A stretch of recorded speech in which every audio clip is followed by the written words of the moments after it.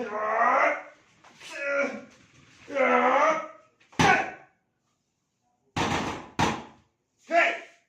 kalian itu, kalau berani tunjukkan dirimu. Tapi kalau kamu menunjukkan dirimu, berarti kamu tidak tahu diri. Set, set.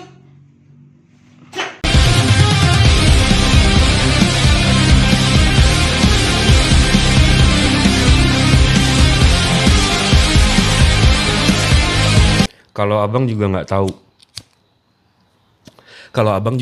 keimanan abang kayak gimana, kita nggak usah bawa-bawa kitab dulu, kita nggak usah bawa-bawa doktrin dulu, kita nggak usah bawa-bawa kepercayaan dulu deh. Kita dari nol aja. Kita dari sama-sama dewasa. Abang umurnya berapa? 27. 27. Wah, pantas saya manggilnya abang. Saya 25, jadi abang saya. Apa namanya? Kita dari sama-sama laki-laki, sama-sama dewasa, sama-sama punya kepala, sama-sama punya akal, sama-sama bisa berpikir. Kita berpikirnya gini aja, Bang. Kita mau gak sih Tuhan yang maha pencipta, maha besar, dan maha suci? Setuju gak di situ? Iya, setuju. Dengan kepercayaan abang yang sekarang atau yang kemarin, definisi maha besar itu, Bang, itu maha itu artinya kekal dan terikat. Jadi kalau maha besar, dia akan terikat dan kekal besarnya. Apakah kepercayaan abang sebelum ini atau kemarin itu Tuhannya maha besar?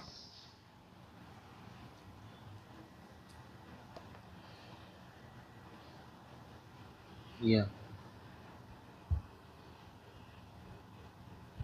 Lalu yang jalan 2000 tahun yang lalu yang bergantung sama oksigen, yang bergantung sama gravitasi untuk berjalan, yang harus makan kalau nggak lapar, harus minum 3 hari kalau nggak mati. Itu berarti bukan Tuhan ya?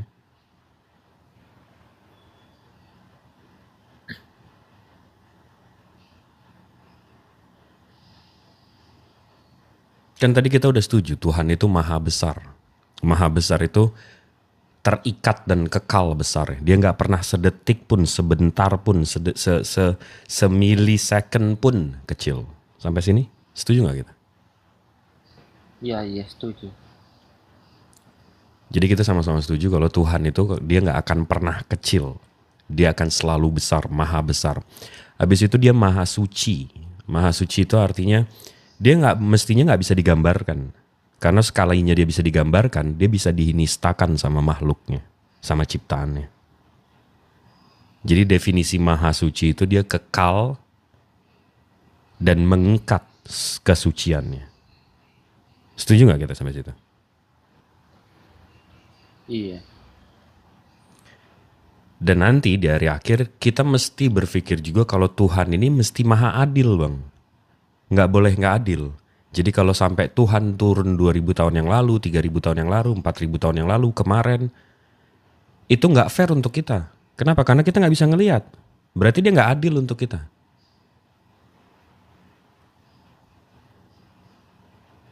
Setuju nggak di situ? Iya, apa namanya itu? Ya, ada kebingunganku sendiri gitu. Yang bikin aku bingung itu ininya. Kayak eh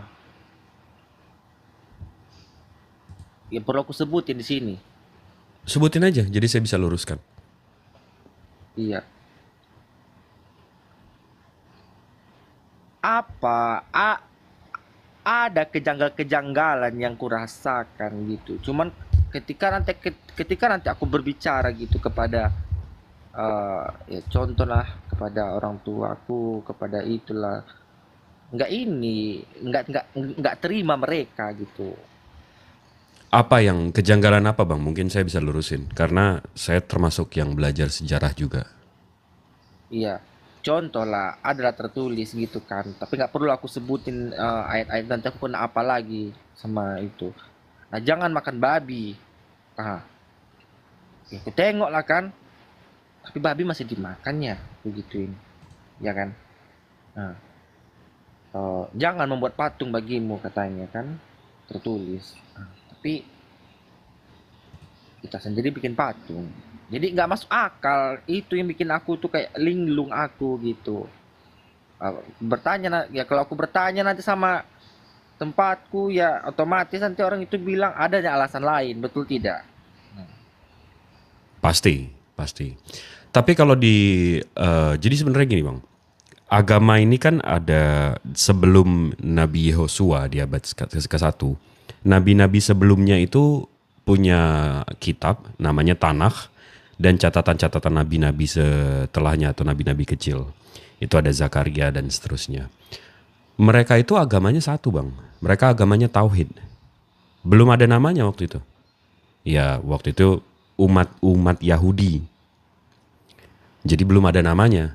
Kenapa? Karena mereka agamanya sesuai darah mereka. Nah tapi setelah itu, setelah Yehosua, di situ kalau dari perspektif Islam ya, saya daripada ngejelasin perspektif Kristen yang nanti dibilang monolog.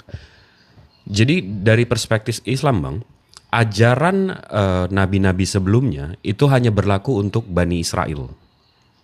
Nah Nabi Isa atau Nabi Yehosua itu sebuah statement dari pencipta langit bumi beserta isinya bahwa keturunan itu nggak penting. Nasab itu nggak penting. Nih, kalau Tuhanmu mau, anak yang nggak ada bapaknya bisa diturunkan. Itu sebuah statement dari Allah Subhanahu Wa Taala, pencipta langit bumi beserta isinya. Karena waktu itu Yahudi, Jews, itu bangga sekali dengan nasab mereka. Oh, udah bapak gue ini, oh bapak gue ini, oh bapak gue ini. Allah menghantam sombong mereka dengan melahirkan seorang nabi yang tidak punya nasab. Makanya setelah Nabi Isa, tiba-tiba nabi terakhirnya itu dari Arab, bukan dari Bani Israel. Jadi sebenarnya itu kalau dari perspektif Islam ya, itu penjelasannya kenapa Nabi Isa mesti dilahirkan tanpa bapak. Dan itu melengkapi. Nabi Adam dilahirkan tanpa ibu bapak, Hawa dilahirkan tanpa ibu, Isa dilahirkan tanpa bapak. Lengkap sudah. Ciptaan Allah. Ada manusia yang diciptakan tanpa emak bapak, ada yang tanpa ibu, ada yang tanpa bapak. Dan Nabi Muhammad ada emak bapaknya. Lengkap sudah. Makanya dijadikan nabi terakhir. Jadi waktu itu Allah mengeluarkan statement seperti itu. Jangan sombong kamu dengan nasab kamu, dengan bapak kamu. Nih nabi yang tanpa. Dan waktu itu Yahudi marah. Makanya mereka gak setuju. Dan di dalam Al-Quran dijelaskan bahwa Nabi Isa itu menyebut kaum Bani Israel bukan kaumku. Tapi ya Bani Israel, ya Bani Israel, ya Bani Israel. Kenapa? Karena Allah tahu memang anak ini bukan Bani Israel. Bapaknya nasabnya nggak ada, bapaknya langsung dari Allah. Dan soal aturan tadi ya bang, soal makan babi ini apa segala macam. Sekarang saya tanya bang, Nabi Adam atau Adam yang abang kenal itu dikeluarin dari surga kenapa?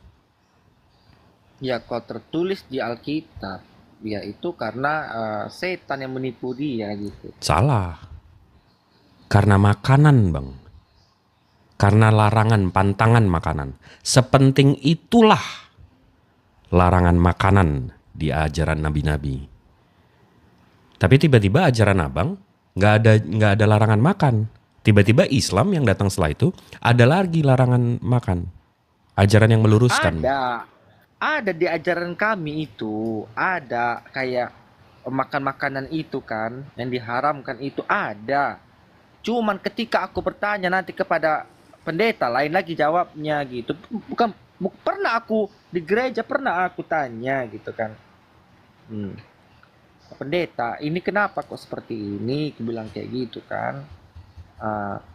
Ada tertulis jangan makan babi bagimu karena babi itu haram karena kukunya ini. Pokoknya itulah yang tertulis kan. Ada betul. Nah, ya dibilanglah sama ini kan, sama pendeta.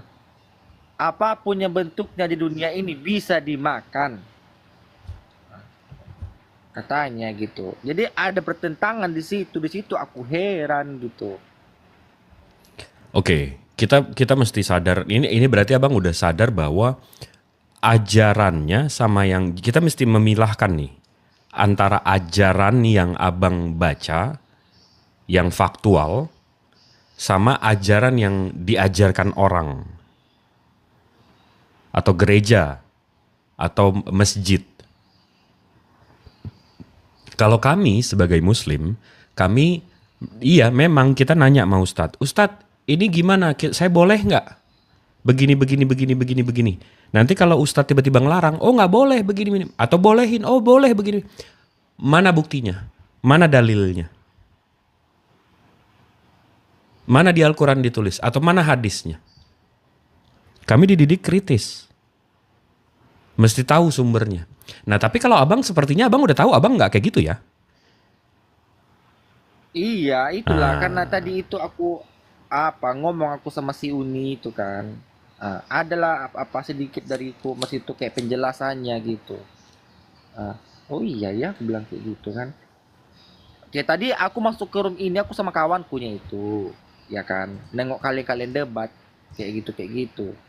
Bilang teman-temanku bilang, ayolah kita debat orang itu katanya. Tanya dulu sama orang itu. Oh, apakah ada di Alkitab lain Muhammad itu tertulis kata. Maaf ya, aku cuma menyampaikan ya.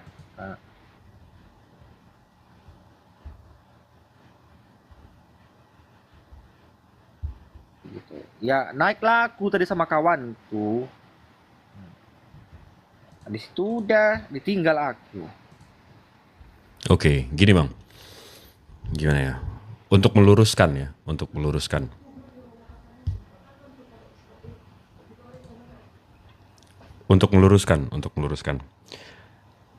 Abang boleh tanya apa aja deh soal Islam, saya akan tunjukkan dalil. Saya akan jawab dan tunjukkan dalilnya. Karena di Islam itu nggak ada sama sekali yang nggak ada dalil.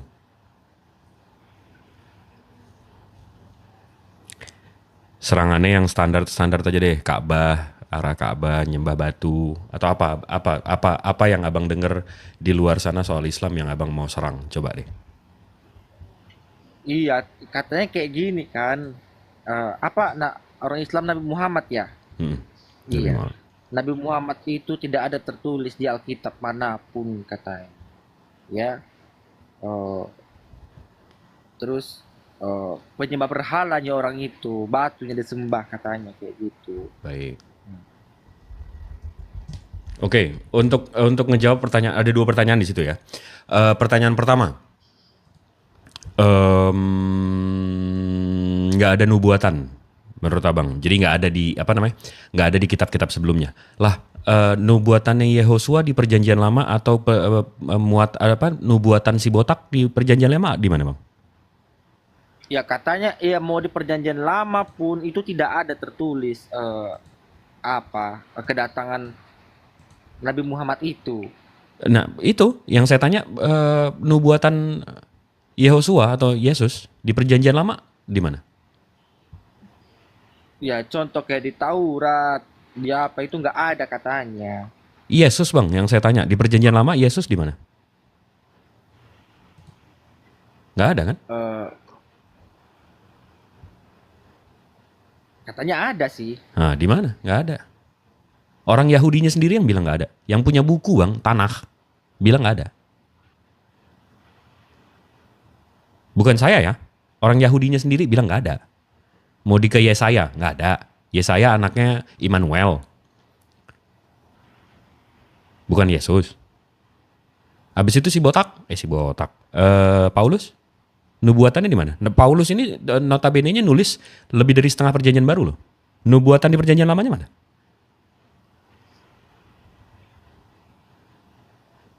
Nggak ada. Kok gila-gila nubuatan tapi gila-gila nubuatan tapi nubuatan mereka sendiri nggak ada. Nyembah patung nggak ada.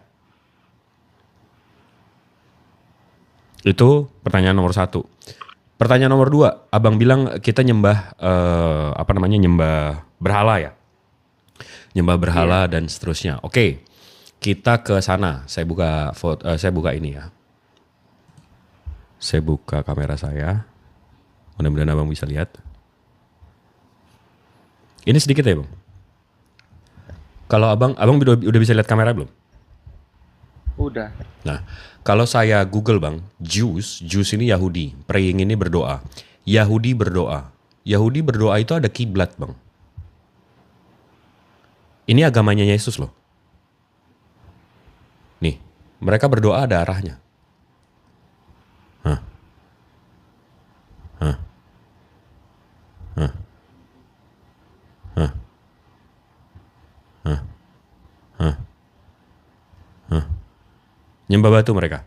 Yesus nyembah batu berarti. Hah. Sampai dicium-cium. Hah.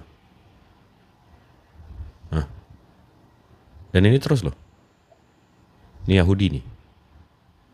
Hah. Ini Yahudi nih bang. Itu ciri-ciri agama Samawi bang.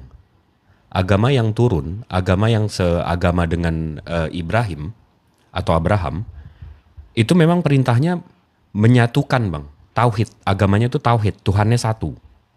Jadi kiblat itu menyatukan umatnya, mempersatukan umatnya.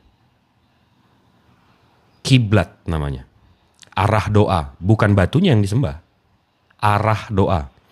Dan kalau abang Google juga, kiswah changing. Nih, saya tunjukin lagi. Kiswah itu apa namanya? Kain ini. Nah, ini tiap tahun diganti, Bang.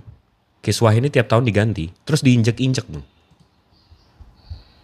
Ka'bahnya tuh diinjek-injek. Dari 2 miliar umat muslim, nggak ada yang marah. Nggak ada yang bilang, wah sesembahan kami diinjak-injak. Nggak ada. Karena kami tahu bang, ini bukan sesembahan. Ini arah yang Allah perintahkan. Sama seperti ini. Jadi Baitullah mereka hancur, rusak. Nah ini dari zaman dulu lagi. Tuh.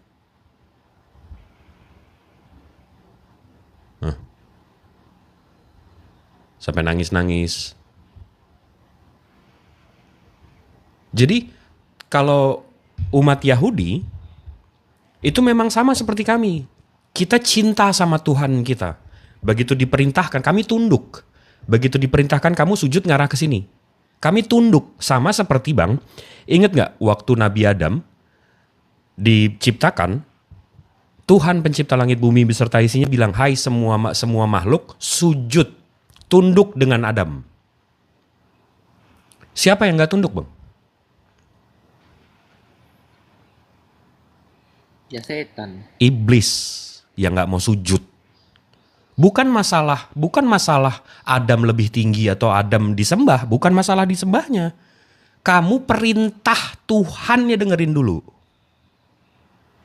Kerjakan dulu. Tunduk kamu. Tapi gak mau kan? Lihat dari semua umat manusia di sekarang, yang di dunia ini, siapa yang gak mau sujud? Abang umur 27 tahun, pernah abang sujud sekali aja? Pernah gak? Sujud maksudnya gimana? Kayak Sujud. Orang... Sujud menghambakan Tuhan. Iya, kalau menghambakan Tuhan. Ini orang Yahudi loh bang, ini seagama dengan Tuhan abang loh. Nggak ada kayak gitu. Nah, apa bedanya abang hamba Tuhan apa iblis sekarang dari cerita tadi? Tapi nggak usah dijawab. Abis itu serangan terhadap Islam kedua, ketiganya tawaf keliling-keliling Ka'bah, ya kan? Nih, saya buka. Ini dari Sefaria. Ini keyahudian ya bang ya. Ini bahasa Yahudi nih. Ini kitab fikih mereka. Fikih itu kitab kalau di Islam itu cara wudhu, cara duduk, cara doa makan, dan segalanya. Dan semuanya di situ. Nah di sini saya bacain ya bang ya. Ini kitab fikih mereka. Kalau mereka punya Baitullah. Setiap hari mereka mengelilingi altar 1 kali dan berkata, Tuhan tolong selamatkan kami. Tuhan berilah kami kesuksesan. Menurut Mazmur 118:25. Rabi Yehuda berkata bahwa mereka akan berkata Ani Yafo, Yani Faho. Tolong selamatkan kami, dan pada hari itu, hari ke-7 Sukot, mereka mengelilingi altar sebanyak 7 kali.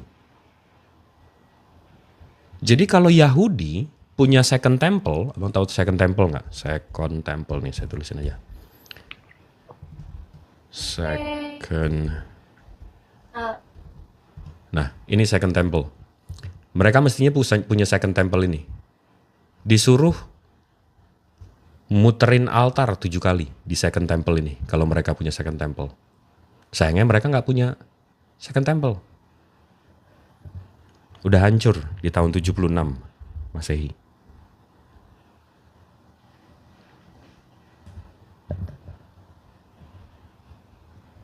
Iya.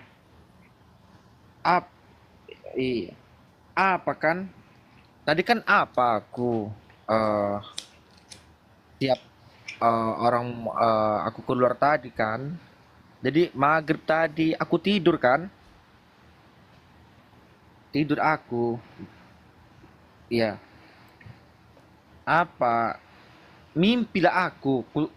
Aku tanyalah dulu ya. Siapa ini? Siapa namanya? Pak Ustadz. Siapa namanya?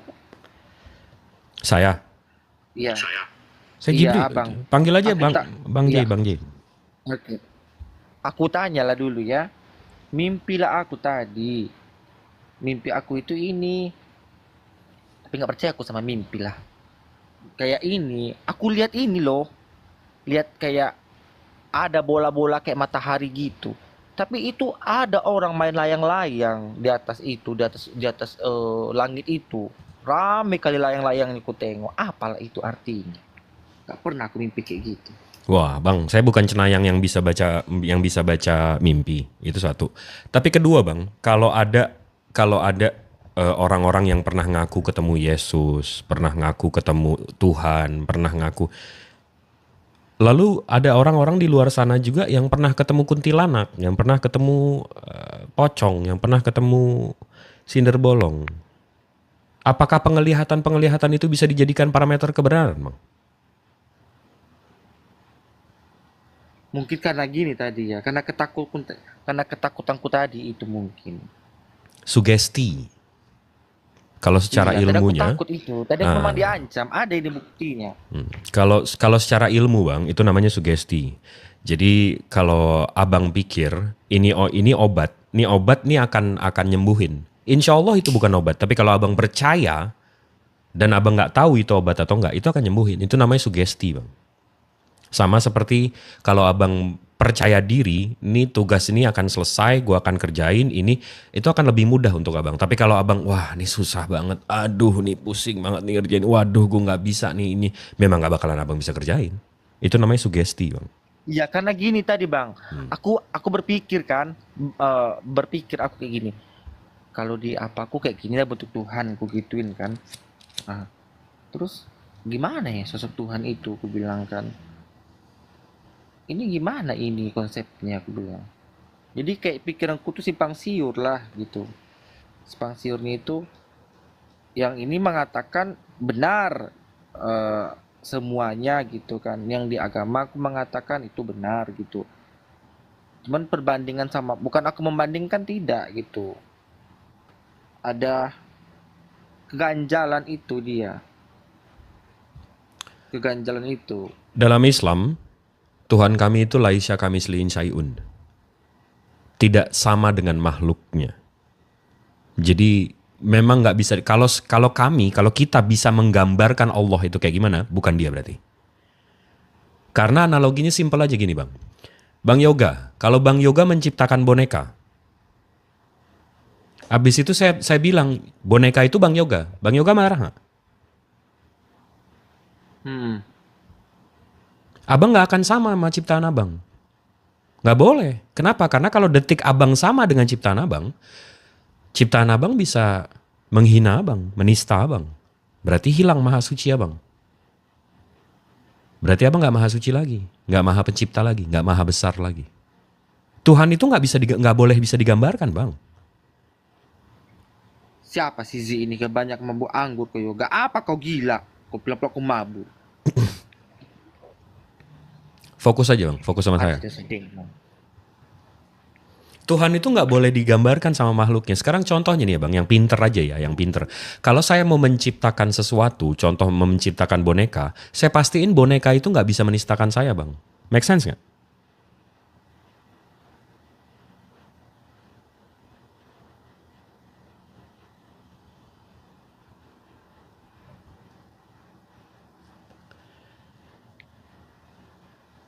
Wah, Bang Yoga terdistract nih.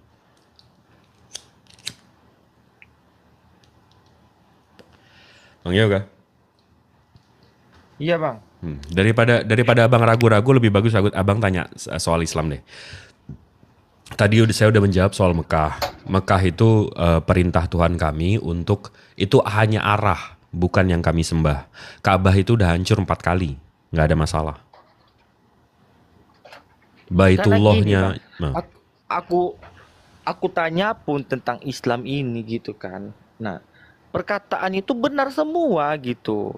Setelah aku analisa gitu, benar semuanya gitu. Sampai susah aku tidur loh karena memikirkan itu kan. Benar ini karena ada jawabannya gitu. Setiap yang aku tanyakan itu pasti ada jawabannya.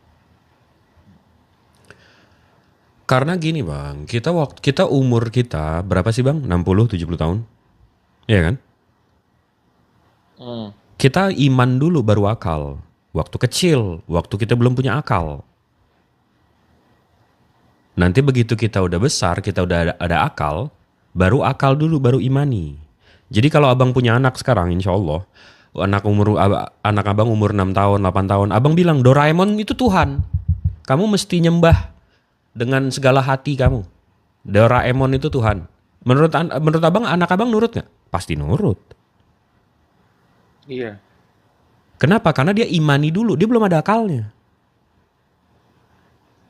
Tapi nanti begitu dia umur 18, 20, 25, 30, dia berpikir, masa sih? Mana coba bukunya? Coba gue baca. Nggak ada di bukunya dibilang dia Tuhan. Nggak, baru dia pakai akalnya. Jadi dari situ bang, kita tahu. Kalau kita lahir dalam kekafiran, itu bukan salah kita. Tapi kalau kita mati dalam kekafiran, itu total salah kita.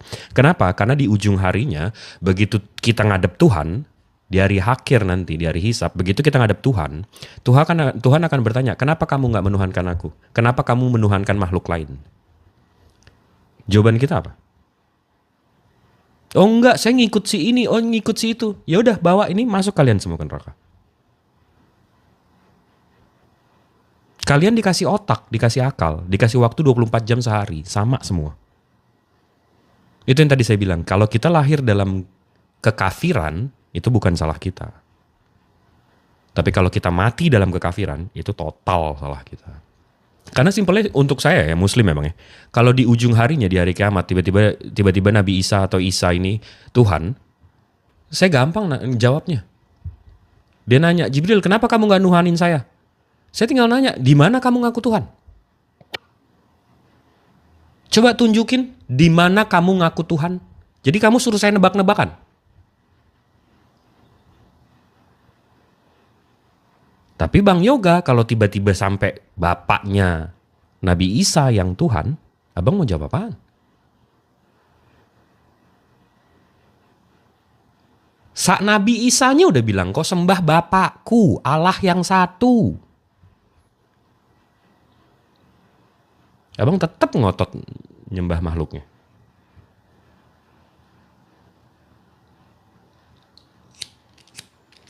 Memang ada Bang Jip, Yesus menyuruh menyembah Bapa. Ada nggak? Ada dong, waduh ya Hanu Bahlul lagi. Enggak, aku mau lihat dong. Mungkin Yoga mau lihat, pengen lihat dia. Belum lihat mungkin dia. Udah lihat aku itu. Oh, udah. Mau cek. Udah jelas kan? Abang mau ngikutin ajaran manusia yang bikin gedung-gedung, yang bikin agamanya kayak MLM, atau menyembah Tuhan bang, langsung. Di situ pilihannya kan. Ya aku berpikir kayak gini kan. Adanya kayak gini pikiranku. Oh, aku menyembah yang berwujud lah gitu kan. Yang berwujud contoh kayak patung lah gitu kan. Menyembah. Sedangkan dia aja dibikin oleh manusia. Yang kayak gitu. Oh enggak, jawaban mereka selalu oh enggak, patung-patung itu simbol. Simbol.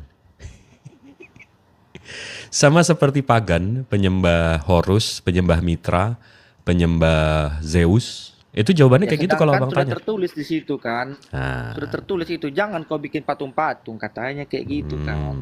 Tidak boleh bikin patung yang ada di langit maupun yang ada di bumi. Ya, itu ada di Alkitab ya. Nah, tapi kenapa kita bikin gitu? abang masih percaya sama Alkitab, Bang? Ya, karena kan itu kan kepercayaan aku dan orang tua aku kan. Oh, oke. Sekarang gini deh, kita buka nama kitab abang dalam bahasa Inggris atau internationally itu sebenarnya namanya Biblos kan? Abang tahu kan? Iya. Iya. Oke, kita buka sejarah Biblos, Bang. Nih ya, abang nyimak ya. Ini datanya saya nggak ambil dari Wikipedia dan segala macam loh bang. Ini dari World History Encyclopedia. Jadi kalau saya scroll ke bawah ini, website ini dilindungi oleh UNESCO Archive, United Nations. Ini PBB, Digital Archive. Jadi kota ini namanya kota Biblos bang. Ini kotanya. Nah di sini dibilang, ya saya translate. Orang-orang Yunani mengambil nama kota itu sebagai kata mereka untuk Biblos, buku, dan dari kata mereka untuk buku-buku yang diberi nama Alkitab kita. Jadi kitab abang namanya itu dari nama kota dewa-dewa. Di sini dari Egyptian mythology, Biblos itu kotanya dewa Isis, kotanya dewa Osiris, kotanya dewa Baal, kotanya dewa Horus. Ini sekarang kita buka Horus. Ini Dewa Horus bang. Ini tetap nih masih di World History of Encyclopedia. Ini Dewa Horus. Dewa Horus ini dia sama seperti kayak gini bang.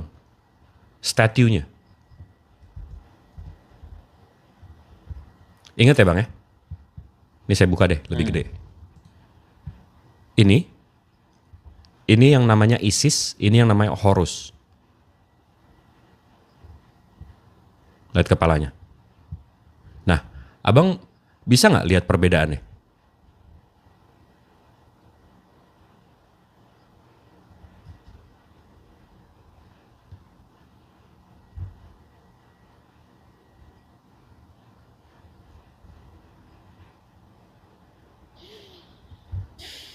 Sama beda bang? Dan kalau saya mundur lagi, ini dari Dewa Horus tadi, Tuhan dia bertiga-tiga gini bang. Kayak boy band. Nih, Divine Family from Ancient Egypt. Saya translate. Keluarga ilahi dari Mesir kuno. Dia bertiga nih. Ini sang sumber, ini Roh Kudus, ini Horusnya. Bertiga-tiga nih.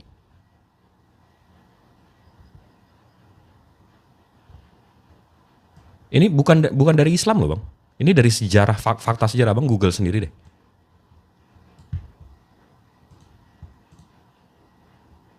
Tuhan mereka bertiga gini. Abis itu abang kalau lihat ada yang minum-minum tau nggak? Yang minum-minum darah Tuhan. Abang inget ya, ini namanya Osiris, ya. Nama Tuhannya Osiris nih. Nah si Osiris ini nih, drinking the blood of Osiris and as wine, minum darah Tuhan. Gelasnya kayak gini.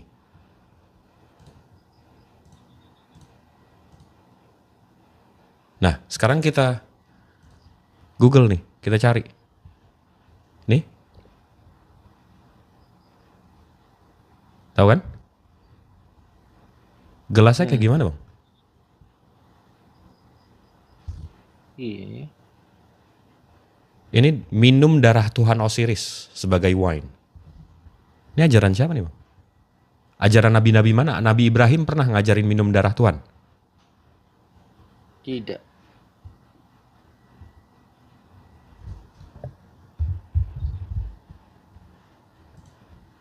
Mana ajaran-ajaran nabi-nabinya?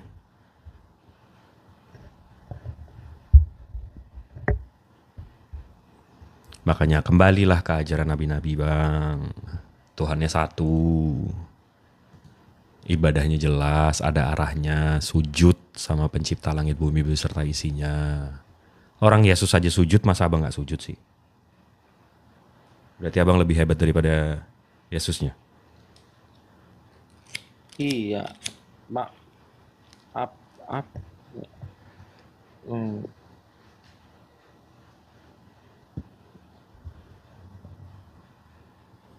Apa? Abang ada yang mau ditanya dari segi kekristenan, abang ada yang mau ditanya dari segi keislaman, insya Allah kami bisa luruskan. Tapi kalau dari kekristenan saya nggak mau ambil doktrin ya, saya mau ambil sejarahnya. Tapi kalau dari keislaman, saya bisa dari teologinya dan sejarahnya juga. Atau kita mau bahas kitab suci? Sejarah kitab sucinya. Udah ya, sama Uni tadi ya? Udah sama Uni tadi. Saya bisa nunjukin Al-Quran abad 1 Hijriyah, abad 7. Al-Quran yang sama dengan Rasul di zaman yang sama dengan Rasul, yang sejaman dengan Rasulullah. Dan itu udah di carbon dating. Udah di carbon dating tuh maksudnya kertasnya udah diteliti, udah dites. Memang kertasnya ini berasal dari tahun sekian sampai tahun sekian.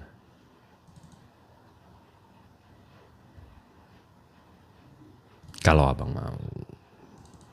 Atau kalau abang mau bahas yang lain, kuy.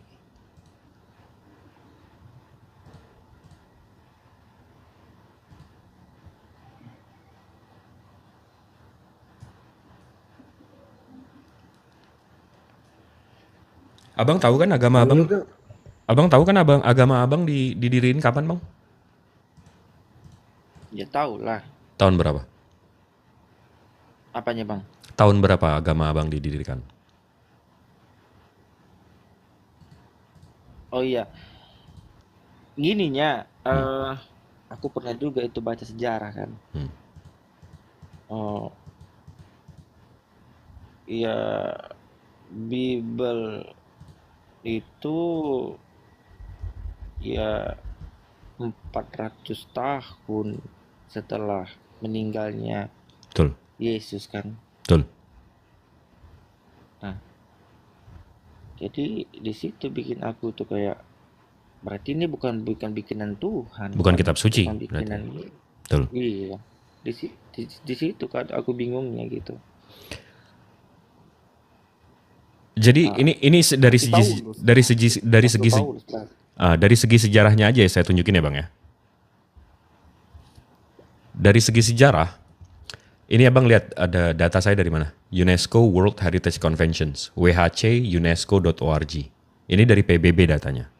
Birthplace of Jesus, nih saya translate aja. Kok nggak bisa ditranslate? Nggak bisa ditranslate.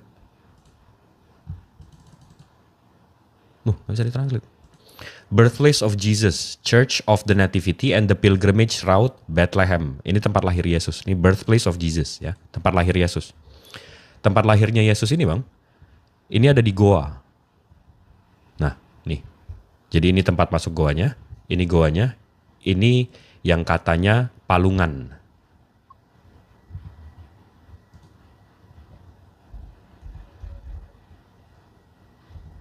Ya. Kalau kita Google Church of Nativity, ini image. Nah, ini dia goanya. Ini palungannya. Nah, itu segini. Tuh. Ya. Habis itu ini. Nah, ini jelas nih di sini. In the Nativity. Nah, nih. Dalam menemukan lokasi kelahiran Yesus, tempat tersebut menandai dimulainya agama Kristen, ya, menandai dimulainya agama Kristen dan merupakan salah satu tempat paling suci dalam dunia Kristen. Gereja Basilika asli tahun 339, abad 4 ya. Saint Helena, yang sebagian besar masih bertahan di bawah tanah diatur sedemikian rupa sehingga ujung timurnya berbentuk segi delapan mengelilingi dan memberikan pemandangan goa. Jadi menurut kekristenan, tempat lahirnya itu di Goa dan dibangun tahun 339 oleh Saint Helena. Abad 4 ya, berarti tempat lahirnya ditemukan di abad keempat. Berarti sebelum itu mereka nggak tahu tempat lahirnya di mana. Habis itu tempat meninggalnya. Ini dari Fellowship of Israel Related Ministries. Ini dari tempat meninggalnya. Kuburannya. Yang katanya bangkutnya dari sini. Saya translate ya. Kemudian pada abad keempat, Ibu Konstantinus, Helena, datang mencari tempat tersebut. Alhasil ia memerintahkan untuk membangun gereja di sekitar lokasi tersebut meskipun ada banyak perselisihan tentang misi dan niatnya. Sebuah gereja umum bergaya Bizantium abad keempat dibangun di sisi dalam bentuk salib. Jadi tempat lahir abad 4 dibangun oleh Helena. Tempat meninggal abad 4, kitab suci abad 4. Dan yang membangun notabene-nya Saint Helena ini penyembah Zeus sebelum menyembah Yesus.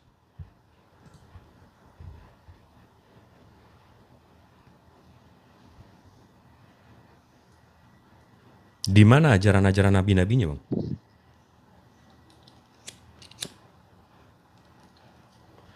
Ini sejarah ya, dan ini bukan dari Muslim ya.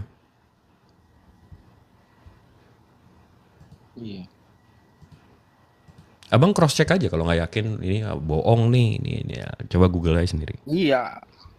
Yakin aku. Nah, kalau saya Google lagi, nih oldest New Testament manuscript, perjanjian baru, manuskrip perjanjian baru tertua. Oldest New Testament manuscript, manuskrip perjanjian baru tertua. Jawabannya Codex Sinaiticus. Begitu kita search Codex Sinaiticus, ini Codex Sinaiticusnya. Ini dari The British Library, National Library, nih about-nya. Codex Sinaiticus sebuah manuskrip Alkitab Kristen yang ditulis pada pertengahan abad ke-4 juga. Berisi salinan lengkap perjanjian baru Kristen yang paling awal. Berarti nggak ada sebelum ini ya. Paling awal. Jadi kitabnya abad 4, tempat lahirnya abad 4, tempat meninggalnya abad 4. Dan ini notabene-nya semua ini keluar hasil konsili. Bukan dari Tuhan. Bukan dari langit.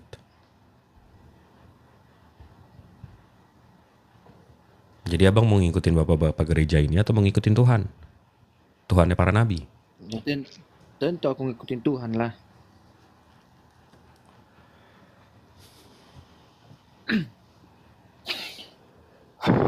Gimana? Ada yang abang mau tanya lagi?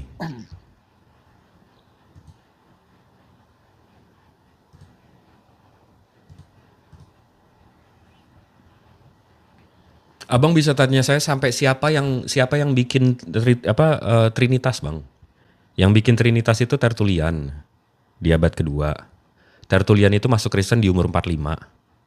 Tertullian itu sebelum masuk Kristen Tuhannya triad, 3.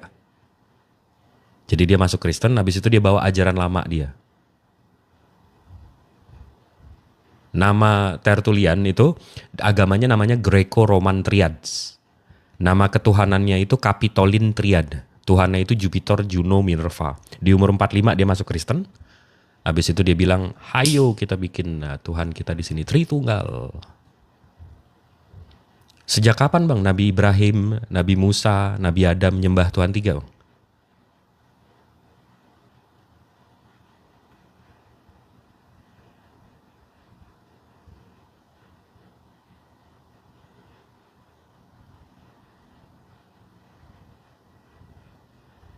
Itu saya tanya sama bule pun yang Kristen pun.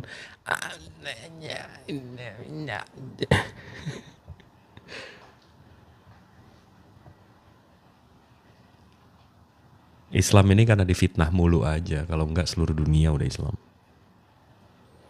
Difitnah mulu.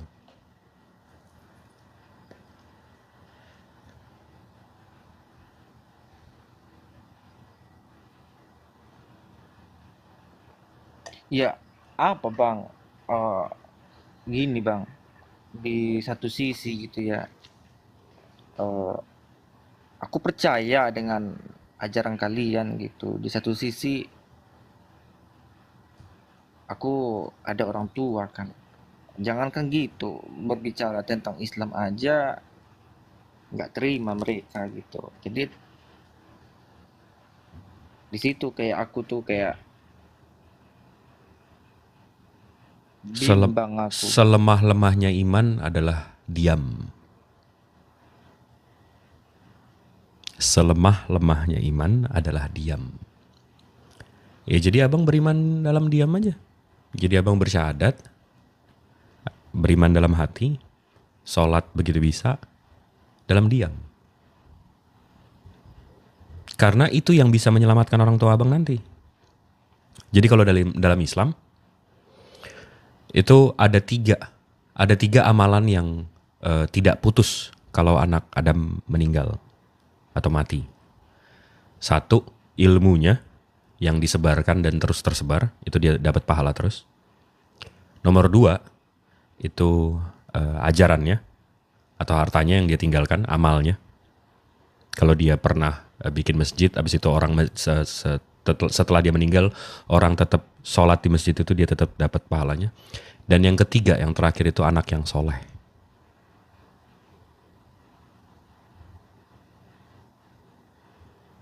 Tiga amalan itu yang tidak putus kalau anak ada meninggal. Jadi mungkin abang jadi asbab orang tua abang selamat. Kita nggak tahu. Wallahu alam misal. Bingung aku. Memang kebencian terhadap Islamnya di keluarga udah dalam banget ya bang. Apa? Bukan gitu. Apa namanya? Jangankan aku kayak ngomong aja aku tadi kayak denger lah kayak gitu kan. Nah, apa itu kau tengok katanya? Gak ada itu kau tengok itu katanya. Apain kau itu? Gak ada itu.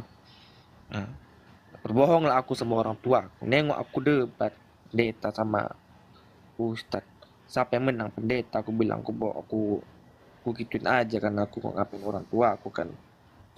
Cuman aku apa aja percaya aja aku sama kayak gini ajaran. Cuman di satu sisi aku kayak bimbang aku. Lawan orang tua aku dosa aku. Satu sisi hatiku menolak kayak gitunya. Umur orang tuanya berapa bang? Apa? Mama aku 55 lah. Berarti sudah mendarah daging banget ya kebenciannya ya. Mungkin atau memang nggak sukanya aja ya. Atau memang taat di kekristenan ya bang? Apa? Memang kami emang Protestan dari dulu kan, nggak ada kami satupun yang Islam. Gitu. Tapi gini bang, kalau dalam Islam ya, alhamdulillah Allah selalu ngasih jalan keluar untuk makhluknya, untuk hambanya yang mencintai dia. Jadi kalau dalam Islam itu kita nggak dosa untuk melawan orang tua yang mengarahkan kita terhadap kesesatan bang. Jadi di Islam itu nomor satu Allah, nomor dua nabinya, nomor tiga itu orang tua. Jadi kalau kalau saya pribadi ya disuruh milih, kalau orang tua saya yatim piatu sih. Jadi saya masih iri sama abang masih ada orang tua. Saya udah nggak ada orang tua, dua-duanya yatim piatu. Tapi kalau sampai lah umi saya waktu itu mengajarkan saya terhadap kemusyrikan, mengajarkan saya jangan nyembah Allah, jangan nyembah Tuhan yang satu, nyembah berhala atau masuk ke sini atau ajarin berbohong, itu saya boleh ngelawan. Kenapa? Karena nggak boleh gitu. Jadi tetap mesti bersyukur bang, abang masih punya orang tua. Alhamdulillah, masya Allah.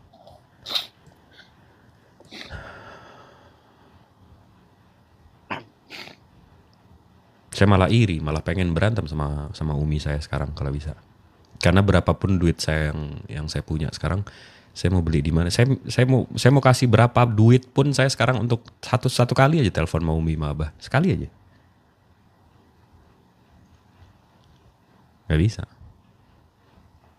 Tapi saya sadar yang bisa menyelamatkan Umi sama Abah saya sekarang ya sholat saya, doa saya. Semoga mereka bisa diampuni karena mereka mendidik saya dengan benar.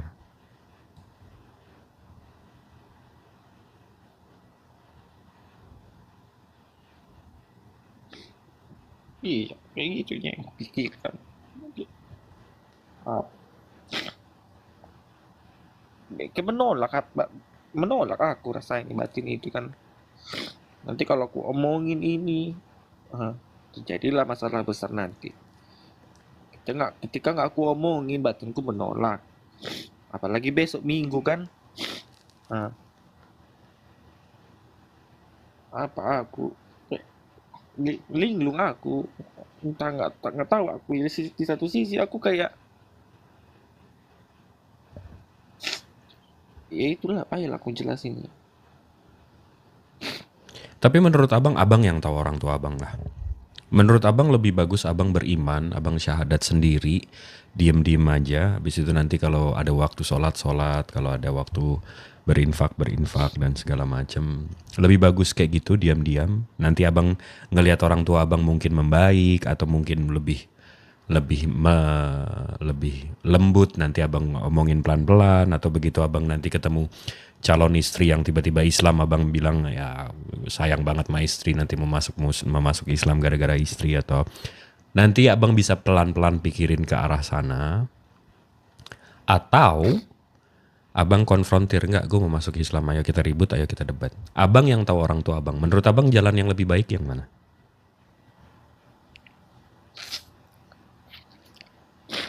Bingung aku bang, bener bingung aku. Ya kalau jalan yang baik tadi ku ya setelah tadi siang kan lamanya aku di room ini gitu. Emang apa? Emang bener semuanya itu gitu. Diomongin nanti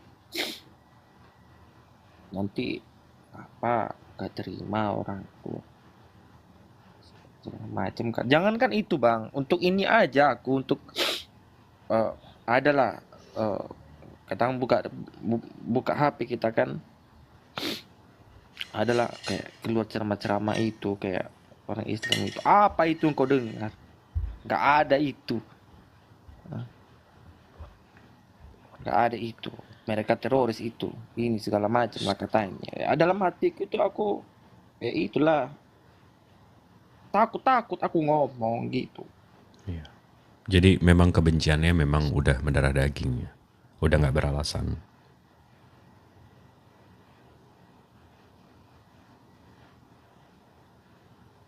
Tapi mungkin beliau orang baik bang, makanya abang dikasih kesadaran untuk ngarahin ke sana, untuk pelan-pelan, Baik memang aku. pastilah.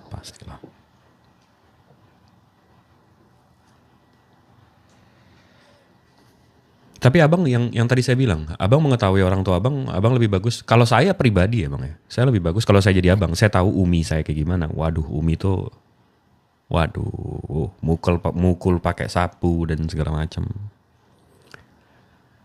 Umi keras, ya, Abah juga keras. Tapi kalau saya tahu mereka Kristen, saya akan masuk Islam diam-diam dan ya sudah, dalam hati. Karena di situ juga pasti ada tambahannya, ada pahala tambahannya. Di satu sisi kan pernah aku ngomong sama mak kau mati kau nanti mak, adanya ku tengok mak kalau di Islam itu mak ada 3 hari 7 hari 10 hariannya. Gimana itu mak, gimana aku mendoakanmu mak, aku gituin sama mak aku kan, apanya kau tinggal kau bawa pendeta ini kayak gitulah. Kau dia mau mamaku kan, jadi nggak masuk sama aku ya. Setidaknya kalau orang tua kita nggak ada ya kita memberikan doa kepada orang tua kan, tapi nggak tahu kemana arah doanya itu gitu. Saya sampai 2-3 tahun yang lalu masih potong kambing atas nama Abah, atas nama Umi di ini. Dan setiap daging, kan kita kalau potong kambing habis itu kita bagi-bagiin kan kambingnya ke orang-orang yang kurang mampu kan. Dan saya mengimani kalau di ajaran kita itu setiap orang yang nerima makanannya itu Abah Umi juga dapat. Itu kalau di Islam ya keindahannya. Dan saya sekarang sholat 7 kali 8 kali sehari. Yang wajib kan 5, tapi ada sunah-sunahnya. Tapi setiap saya selesai, yang saya doain Abah Umi, karena nggak ada lagi, siapa lagi? Jadi untuk Iwan Villa di bawah ya, nikmat iman itu kadang-kadang kita nggak lihat, kita nggak rasain, sampai ditarik, sampai kita tiba-tiba nggak ada iman. Jadi kita mesti bersyukur yang lahir di Islam, yang memang sudah tahu, yang membaca kitab, yang membaca Al-Quran. Tapi di dalam hati Bang Yoga percaya kalau Allah itu memang Tuhan pencipta langit bumi beserta isinya. Ya yakin aku, karena di semua Alkitab itu mengajarkan kan Tuhan itu Esa, Tuhan itu tunggal gitu kan. Yakin aku bahwa ya Tuhan itu satu, nggak ada Tuhan itu banyak gitu. Yakin aku itu. Kalau Nabi Muhammad sebagai Rasulullahnya, sebagai Rasulnya, Iya percaya aku. Abang itu barusan syahadat dalam bahasa Indonesia.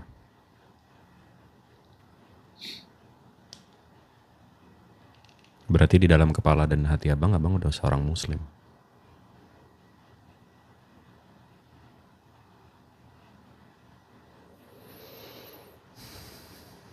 Tapi memang dunia ini, kan kita, kalau di Islam ini dunia ini cobaan bang. Jadi abang kalau dengerin analogi saya ini, waktu kita di dalam perut itu, dalam perut bunda kita, dalam perut umi kita diciptakan mata, diciptakan paru-paru, diciptakan jantung, diciptakan hidung, diciptakan kuping. Kita berpikir, buat apa ini semua? Saya nggak perlu ini semua, jari-jari, saya nggak perlu ini semua. Yang saya perlu ini tali pusat. Dari tali pusat ini saya terima makanan, terima minuman, terima oksigen. Ngapain saya perlu hidung ini, itu. Itu yang kita tahu. Tapi begitu kita dilahirkan bang, tebak apa yang pertama diputus? Tali pusat. Rupanya Allah lebih tahu dari kita yang sok tahu ini. Tiba-tiba yang kita perluin paru-paru, mata untuk nafas, jari-jari untuk megang ibu kita. Nah ini akan berulang bang. Nanti begitu kita mau meninggal, nih kita hidup nih, dicoba nih kita di sini. Untuk apa iman? Untuk apa sujud? Untuk apa baca Al-Quran? Untuk apa beriman sama Rasulnya yang dikirim? Untuk apa sujud sama batu itu? Tapi nanti bang, begitu kita dikubur, itu yang pertama ditanya.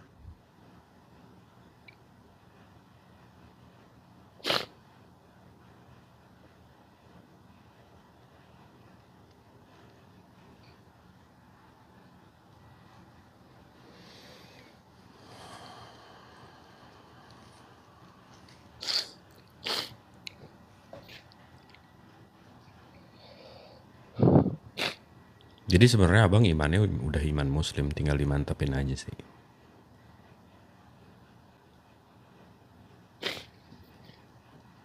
Tinggal belajar Islamnya aja. Dan kalau soal bilang sama orang tua dan segala macam ya, itu tinggal pinternya kita bang, jadi anak.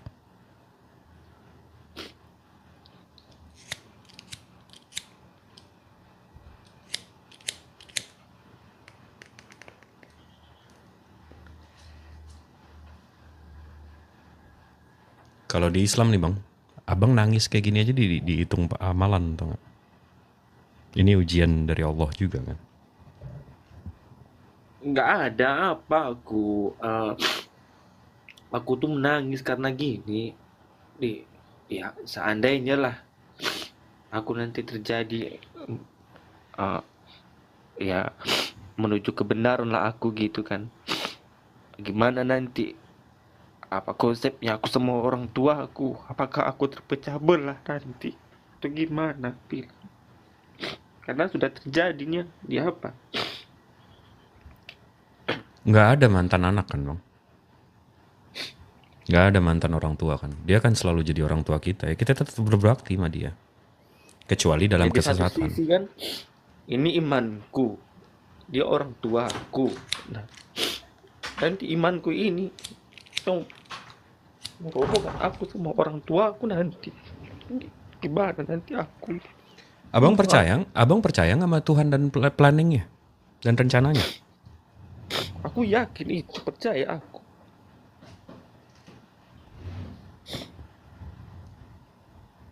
Waktu Nabi Ibrahim disuruh masuk ke dalam dalam api yang dibuat sama Naja Namrud, dia beriman, dia percaya sama planning Tuhannya. Begitu Nabi Isa mau disalib, dia percaya sama Tuhannya, dia akan diselamatkan. Abang juga mesti kayak gitu bang, di situ iman kita dicoba. Bener nggak orang tua saya sayang sama saya? Bener nggak saya sayang sama orang tua saya?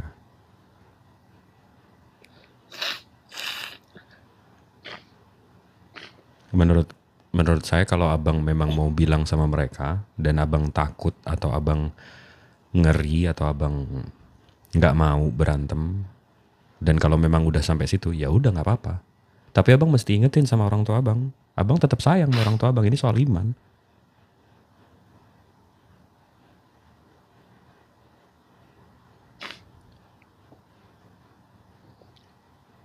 Ini nggak menghirangi atau mengurangi sayang kita ke orang tua kita. Ini soal iman.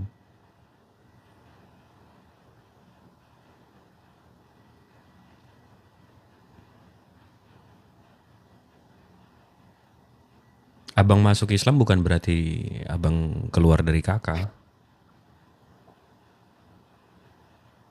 Malah mestinya abang makin sayang sama orang tua begitu jadi Muslim.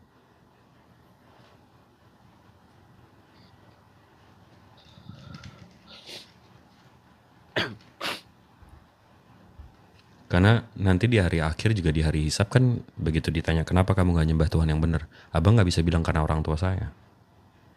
Tapi mungkin begitu nanti di hari akhir begitu abang Muslim, begitu ditanya yoga kamu Muslim, kamu convert di umur 27,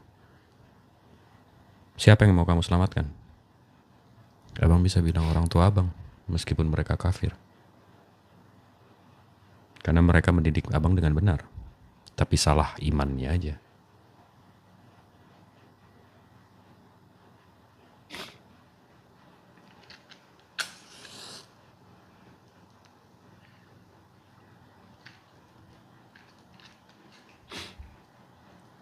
Karena kayak gini loh bang. Ini hidayah abang udah punya. Abang gak bisa nyalain siapa-siapa lagi. Ini sama dengan ada makanan di depan abang, di depan meja abang. Habis itu abang bilang, saya lapar, saya lapar, saya lapar. Ya salah abang kenapa gak dimakan? Makanannya udah di situ. Ini hidayahnya udah di sini, abang tinggal ambil aja.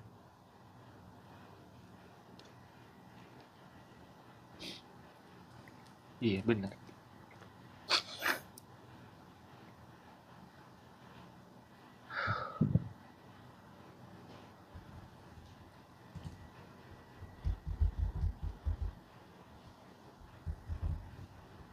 Jadi abang mau gimana? Kita di sini support abang. Abang mau diem aja, abang nggak mau masuk dulu, abang mau beriman dalam hati, abang mau ikrarkan. Kami support di sini, nggak ada paksaan dari dalam Islam. Insya Allah kalau abang bilang enggak, saya mau kabur dari sini ya, saya mau ke Jakarta. Insya Allah kayak gitu, kami tetap bisa support.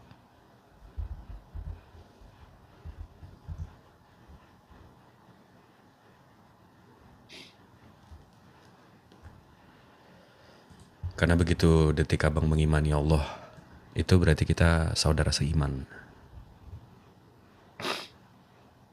Iya bang.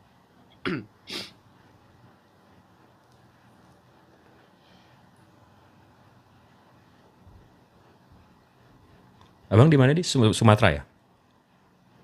Di Medan aku. Medan.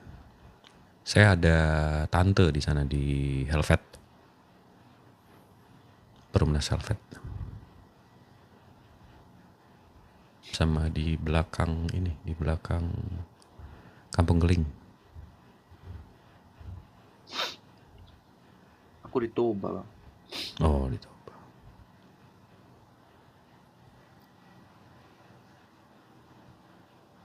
Di Medan banyak teman-teman kita, Bang. Banyak anggota API di sana banyak. Ada Bang Faruk, ada Bunda Nora.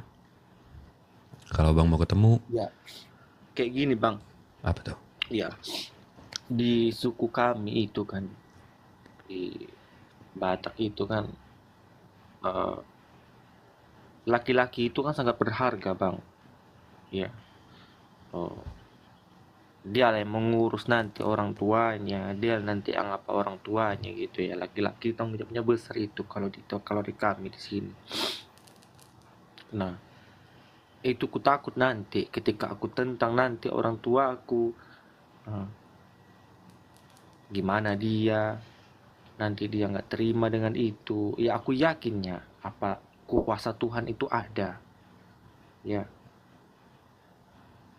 yakin aku ada kuasa Tuhan itu. Cuman ya wajar lah aku kayak berpikir lah dulu gitu, berpikir kayak gimana nanti konsep kedepannya nanti gitu. Kalau Abang sebagai Muslim, Abang harus urusin, Bang. Tanggung jawab justru makin besar di Muslim. Kita mesti berbakti sama orang tua kita. Mau kayak gimana pun, mau berbeda iman pun. Kita yang nggak boleh yang nggak boleh kita ikutin dari orang tua itu kalau kesesatan aja. Kalau kita tiba-tiba disuruh nyembah ini nyembah itu nggak boleh. Tapi sisanya kita mesti berbakti.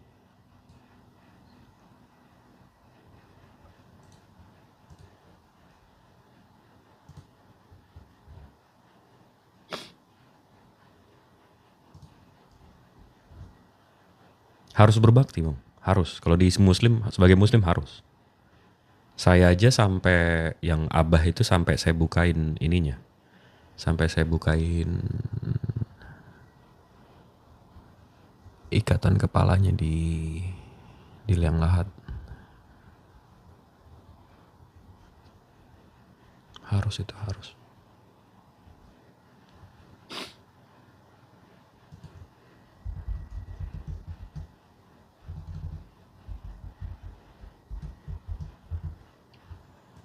Tapi Bang Yoga,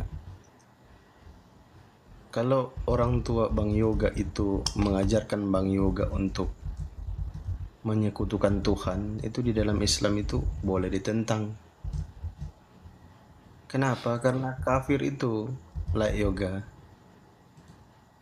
Namanya orang kafir itu kan orang yang menutup diri dari kebenaran Tuhan yang benar. Jadi kalau di dalam Islam itu tidak ada penghakiman untuk kalian, tidak dihitung amalmu, perbuatan baikmu, perbuatan burukmu, tidak dihitung. Disepaknya kau langsung ke neraka, langsung disepak, tak, jatuh kau ke neraka. Dan sialnya itu kekal kita di neraka. Itu sialnya. Gak bisa kita masuk surga kalau sudah menyekutukan Tuhan. Misalkan Tuhan itu maha suci, maha tinggi, kita gantikan kemahakuasaannya, kemahasuciannya, kemahatinggian Tuhan itu kita ganti dengan pohon. Kita jadi sembah pohon, sembah sapi, sembah monyet. Itu tidak ada itu hari penghakiman, langsung disepak kita ke neraka. Nah, di dalam Islam juga orang-orang kafir itu ceritanya nanti akan minta kepada Tuhan, ya Tuhan, ya Allah, maafkan kami, hidupkan kami kembali supaya kami bisa berbakti kepadamu, kami bisa menyembahmu. Itu nanti kayak gitu nanti di neraka. Terus kekal, tidak bisa keluar-keluar. Nah, beda dengan yang sudah punya kunci. Contoh, orang Islam, dia sudah punya kunci. Kuncinya 2 kalimat syahadat. Nah, setelah dia mengucapkan 2 kalimat syahadat, perilakunya jahat, membunuh, memperkaos, mencuri, dan segala macam perbuatan jahat dia lakukan. Dia itu akan masuk ke dalam neraka. Disiksa dulu dia. Siapa suruh kau perbuatan jahat terus kau di dunia? Kau hidup. Nggak ada perbuatan, hanya sedikit perbuatan baik kau buat. Disiksa dulu dia di neraka sampai habis, sampai hancur-hancur. Baru dia boleh masuk surga. Ibarat kalau kita cuci baju itu kan, nggak mungkin baju kotor, penuh lumpur, kita masukkan ke dalam lemari yang penuh dengan baju bersih. Mestilah kita cuci dulu. Kayak gitu kalau Islam. Tapi beruntungnya Islam itu sudah punya kunci, yaitu asyhadu alla ilaha illallah wa asyhadu anna muhammadar rasulullah. 2 kalimat syahadat. Kalau kafir beda. Nggak ada kuncinya. Kekal dia, nggak bisa keluar dari neraka. Kayak gitu. Bang Jip. Justru bahkan kalau dari perspektif Al-Quran dan hadis ya, dinarasikan bahwa nanti di akhir zaman, setelah hisab, itu ada amalan-amalan yang kita nggak tahu dasarnya dari mana. Ini asalnya amalan dari mana? Kita nanya. Kok banyak banget? Kok justru amalan ini yang menyelamatkan saya? Dan nanti dijelaskan, oh ini dari doa-doamu yang tidak terjawab, dari doa-doamu yang tidak dikabulkan. Jadi setiap kita doa, selama kita masih hidup dan muslim, kita berdoa, ya Allah, saya minta ini, ya Allah, saya minta itu, ya Allah, minta ini, minta itu. Rupanya itu dijadiin pahala. Sampai kita berpikir, ya Allah, jangan kasih aku apa-apa di dunia kemarin itu. Mestinya di sini aja. Karena itu yang jatuh asbab kita selamat. Itu enaknya nikmatnya jadi muslim. Jadi doa kita yang nggak diijabah pun, yang nggak di. Makanya saya selalu bilang sama teman-teman saya, doa terus. Doa terus.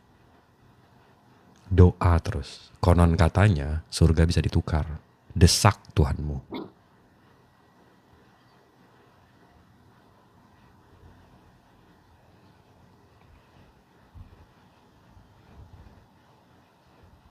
Jadi apa langkah yang harus ku ambil, Bang? Kalau saya tahu Umi saya dari Medan, jadi mungkin 11-12 Umi kita. Kalau saya syahadat, saya beriman diam-diam, saya lihat dia gimana. Kalau dia pelan-pelan, saya pelan-pelan masukin, ini Islam nih gini nih Umi, ini Islam nih gini nih Mi. Agamanya gini nih, coba mau denger. Kalau dia bilang, apa itu, nggak ada, itu teroris, iya. Semua orang jahat kalau kita berpikir kayak gitu, Mi. Dengerin aja dulu. Lihat aja dulu. Kan kita belajar. Masa nggak boleh belajar? Pelan-pelan masukin. Tapi kalau memang dia ngelawan banget, sampai brutal, sampai ngambil handphone, sampai matiin ini, sampai itu, sampai ribut, ya baru saya mau nggak mau ngaku. Dan tanya sama Umi jadi mau buang anak Umi karena kita berbeda iman. Sayang sama cinta saya sama Umi nggak berubah loh karena iman saya. Karena kenapa sayang dan cinta Umi sama saya berubah begitu kita berbeda iman?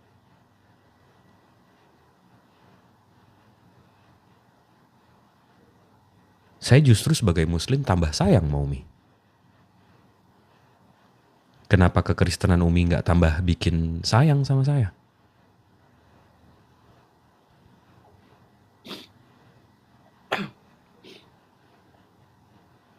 Itu Bang kalau saya.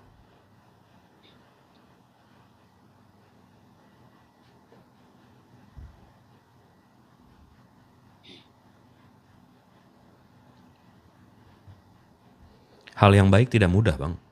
Kalau hal yang baik itu mudah, semua orang lakukan. Hal yang baik itu tidak pernah mudah.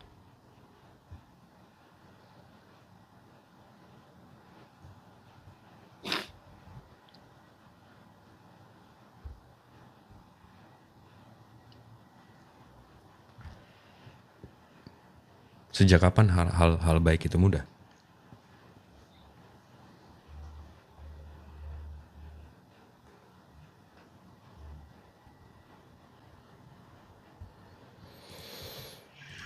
Gimana menurut Bang Yoga? Iya benar itu. Tadi sebenarnya abang udah syahadat dalam bahasa Indonesia. Abang mengimani kalau Allah Subhanahu wa Ta'ala itu Tuhan pencipta langit bumi beserta isinya, dan Rasul terakhirnya itu Rasulullah Muhammad Sallallahu Alaihi Wasallam. Gimana caranya itu bang? Tadi dalam bahasa Indonesia udah bang, tapi kalau abang mau dalam bahasa Inggris bisa juga. Dalam bahasa Arab juga bisa. Apa itu bahasa Arabnya? Abang mau syahadat sekarang? Atau mau kita coba? Belajar dulu, belajar. Coba abang ulang kalimat saya. Asyhadu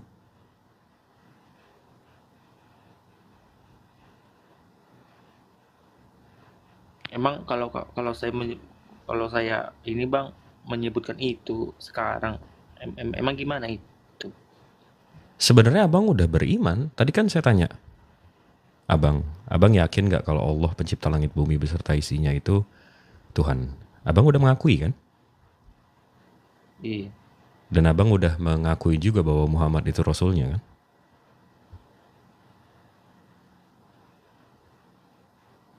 Abang udah yakin tadi abang bilang. Gimana itu bahasa Arabnya? Asyhadu alla ilaha illallah wa asyhadu anna Muhammad Rasulullah. Itu abang kurang lebih mengatakan aku bersaksi bahwa tiada Tuhan selain Allah. Dan Nabi Muhammad adalah utusannya. Itu cuma ikrar doang. Ikrar. Abang melantunkan. Tapi yang saya tadi tanya sama abang, di dalam hati abang udah percaya Allah itu Tuhan dan Rasulullah itu, Nabi Muhammad itu Rasulnya. Abang udah seorang muslim ini sekarang. 2 kalimat syahadat itu cuma ikrar. Cuma kalau kita nikahan ijab kabul, atau kalau dalam kekristenan I do.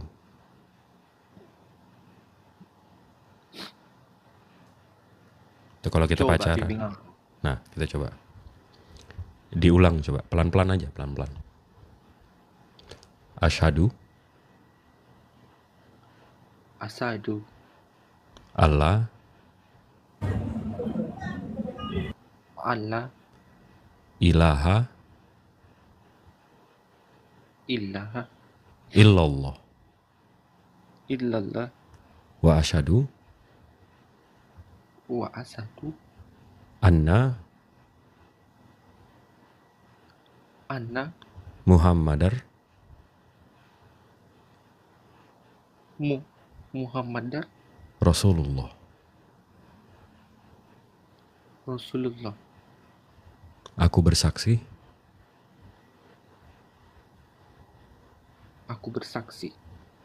tiada Tuhan melainkan Allah, dan aku bersaksi bahwa Muhammad adalah utusan Allah. dalam utusan Allah. Sah ya, Iwan Villa? Sah. Masya Allah. Jadi Acong, izin Bang Acong dibawa dulu ya, berisik kali tempatnya Bang Acong, nanti bentar baru naik. Lanjut. jadi maksudnya itu Bang Yoga, kenapa mesti ada saksi dan seterusnya? Itu nanti kalau sampai, kita nggak tahu ya, nggak ada yang bisa jamin kita bangun besok pagi. Jadi kalau sampai salah satu di antara kita atau siapapun yang ada di ruangan ini itu tiba-tiba nanti ditanya, begitu kita ngadap Tuhan, begitu kita ngadap Allah Subhanahu wa Ta'ala, dan abang ngaku abang muslim, saya bisa maju, saya bisa bilang iya, saya ngelihat dia syahadat, iya, saya mendengar dia syahadat, saya bisa jadi saksinya.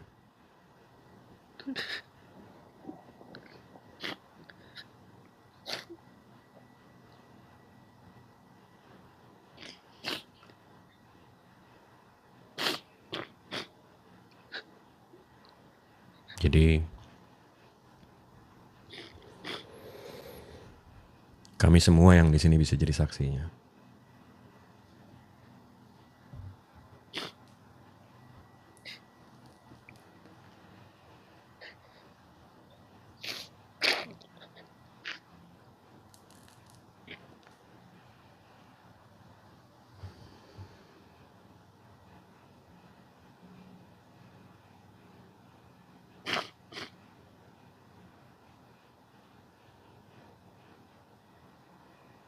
Pasti dada abang penuh kan, saya tahu. Ditenangin aja dulu.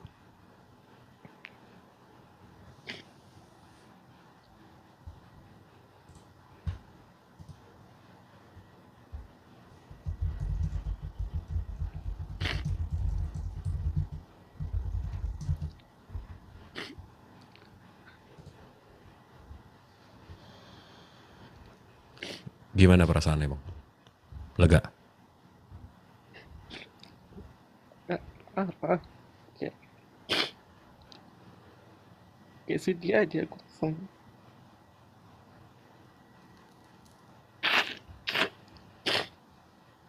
Apa yang abang sedihin coba?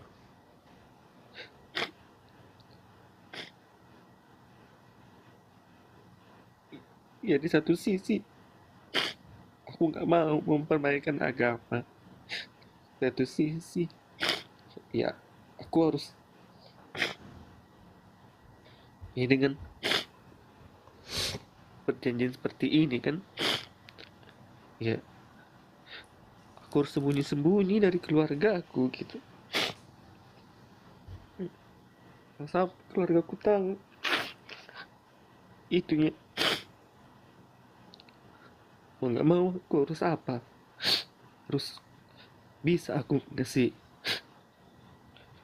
alasan pada mereka gitu.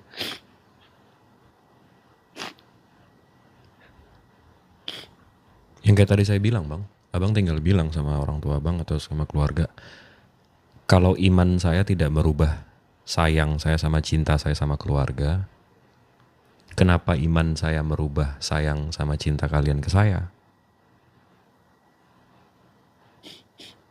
Betul nggak? Iya, Sekarang abang masih sayang nggak sama orang tua sama keluarga?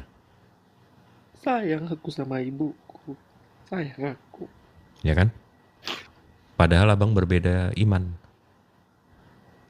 Mestinya mereka juga nggak membenci abang. Malahan justru lebih sayang sama abang karena perbedaannya.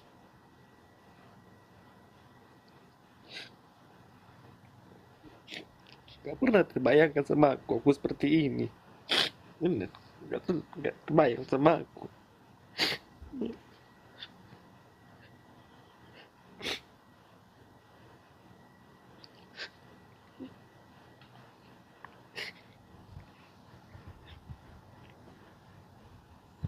Ada yang ngerasa. Oke.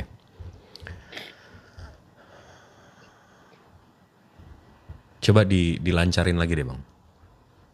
Tapi nggak usah dalam bahasa Indonesianya, tapi dalam bahasa Arab ya. Coba kita lancarin deh. Mau nggak? Iya, gak apa-apa. Bismillahirrahmanirrahim. Asyhadu alla Asyhadu an la ilaha ilaha illallah illallah wa asyhadu anna wa asyhadu anna Muhammadar Muhammadar Rasulullah. Rasulullah. Abang udah tahu kan artinya? Iya, aku bersaksi kan, Iya, aku bersaksi bahwa tiada Tuhan melainkan Allah bahwa tiada Tuhan melainkan Allah, dan aku bersaksi bahwa Nabi Muhammad adalah utusan Allah. dan aku bersaksi bahwa Nabi Muhammad adalah utusan Allah. Allahu Akbar.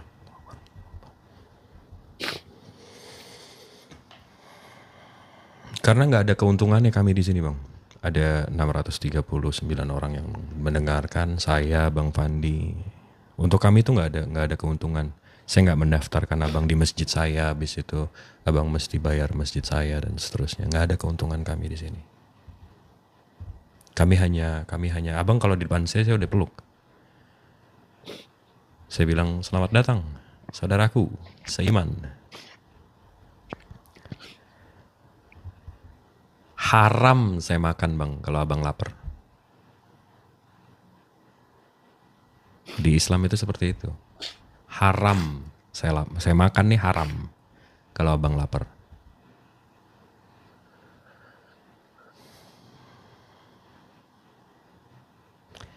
Tapi tadi mudah-mudahan dengan berbedanya abang dengan iman orang tua abang, mudah-mudahan abang bisa kasih tahu ke orang tua abang kalau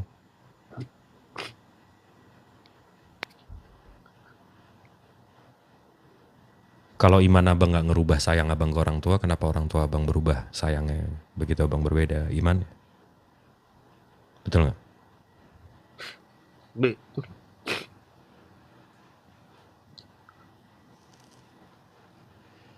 Bang Jip, Ya. ini untuk administrasi kayak, bukan administrasi sih, apa, untuk sertifikat mualaf kan itu itu api yang buat kan beliau. Iya, saya bisa buat kan. Bang Yoga kalau ini, Tapi untuk ininya, ya tapi Bang Yoga kalau ada waktu nanti setelah kita live ini, Bang Yoga foto aja foto KTP-nya bang. Iya, nggak apa-apa. Jadi kami bisa kalau daftarkan. solusi untuk Iya. Tapi ini bang, ya aku, ya apalah, apa namanya, kayak orang tua aku tadi kan, kayak keluarga kan, ya aku belum siap lah kalau mereka tahu tentang aku yang alami saat ini. Iya. Nah. Ya gini aja bang, kalau KTP kita aman, kita nggak akan sebarin, kita nggak akan, ya ada sekitar hampir 300 mualaf tahun lalu sendiri bang di kami. Jadi kalau soal KTP pasti aman, abang bisa kirim ke hostnya aja. Tapi kalau soal sertifikat mualaf ya kita nggak usah keluarin, kalau abang nggak mau nggak apa-apa. Iya, kalau sertifikat Karena kita nggak mau juga abang dipersekusi gara-gara ini.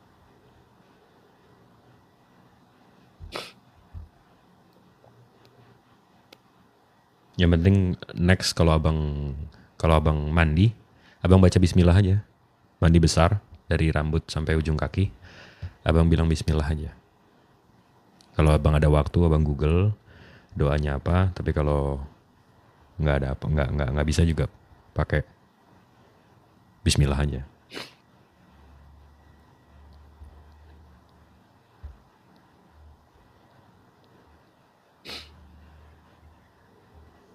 Dan karena saya anggota API bang, dan termasuk pengurus pusat, pengurus nasional, abang kalau ada apa-apa bisa hubungi saya bang. Tapi gimana tuh bang? Aku Muslim itu kan dia sunat kan, aku belum sunat, gimana itu? Nah kami kan kalau di API kan kita ada anggota di Medan juga. Kalau abang mau kita bisa aturin untuk sunatnya. Kalau abang nggak ada dananya juga bisa kita usahain. Ada danaku, adanya uangku. Masya Allah. Iya udah nggak bayar per bulan nih. Jadi iya bisa bang, bisa. Kami bisa aturin ke dokternya di Medan. Bisa kalau abang mau kita anterin juga bisa. Kita diam-diam juga bisa. Karena sekarang kan cepat sembuhnya, nggak mesti berbulan-bulan. Nanti kita bisa aturin itu semua. Dan kalau sampai kita jangan sampai. Tapi kalau sampai abang diusir, kalau karena abang tinggal sama orang tua dan seterusnya, kita juga bisa bantu kok. Dan kalau abang mau belajar, abang masih tinggal sama orang tua nggak? Nggak. Apa? Orang tua aku, iya tinggal sama orang tua aku. Enggak, dan kalau ditanya kenapa sunat, abang bilang aja, ya saya ngikutin Yesus, Yesus kan sunat. Kan bisa. Ya enggak? Apa? Kayak mana itu bang? Kalau menyembah itu gimana? Kalau apa kan? Oh, apa namanya? Kalau di Muslim sholat Sholat. kan? Hmm. Itu gimana caranya? Jadi Nggak tahu aku. kuncinya setiap hari itu 24-4-3-4. 2 rakaat itu di subuh, 4 itu di zuhur, 4 di asar, 3 di maghrib, dan 4 di isya. 2-4-4-3-4. Jadi 1 rakaat itu dihitung. Jadi kan kita mulainya berdiri. Habis itu kita tunduk, kita ruku, kita sujud. Nah, 2 kali sujud itu dihitung 1 rakaat. Nanti abang tinggal di YouTube banyak kok. Bacaan-bacaannya juga banyak. Pelan-pelan aja. Dan itu nggak mesti hafal. Abang kalau belum tahu apa-apa sekarang, pakai bismillah terus juga nggak apa-apa. Apa mak? Nggak ada aku.